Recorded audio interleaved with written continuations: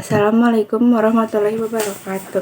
Perkenalkan, nami Abi Deparina Putri Gunawan di kelas MPLB 3.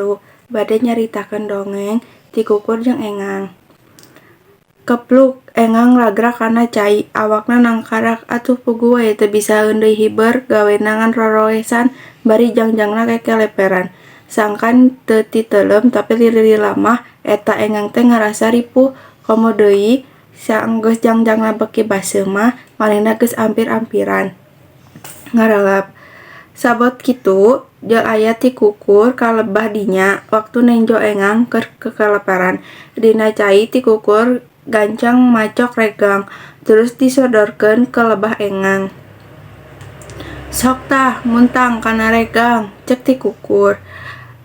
Engang rikat ngaranggem regang terus ngarayap ngajauhan banget cai ku ti kukur gancang dibawa ka darat teu bisi ragrak deui ka cai.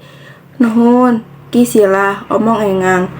Kuring geus ditulungan ku anjeun, cacak mun bieu teu ngagancang-gancang disodoran regang mah meureun kuring teh geus tikarelep teuing kudu kumaha kuring males kahadean kieu silah. Ah, kuring mah teu miharep balesan, balon ti kukur. Kapan ari silih tulungan teh kawajiban urang. Mun aya baturan keur meunang kasusah, ku urang wajib ditulungan samampuhna. Nya, sakali deui kuring ngaturkeun nuhun, omong engang. Geus kitu mah keleper deui we hiber. Dina hiji poe ti kukur keur euteup dina dahan bari ngelak disada. Ti kukur kuk, ti kukur kuk kuk. Ti kukur teu apaleun yen dihandapkeun tangkal aya paninggiran keur ngintip. Bedil mimisna geus dikokang. Ngan ari ngabekaskeun malah ku cubung bedil teh geus dilelempeng kana dada ti kukur. Sabot kitu, engang anu kungsi ditulungan ku ti kukur hiber ka lebah dinya, barang nenjo ti kukur keur diintip pati, teu anta parah deui engang ngawahan. Terus nyeureut ka paninggaran anu keur ngadodoho ti kukur. Palatak tarang paninggaran teh, diseureut ka cida wae reueusna tapi ka bedilna ragrak, tarang karasa. Tarangna karasa nyeri, mani pohara karanganan diseureut engang tea.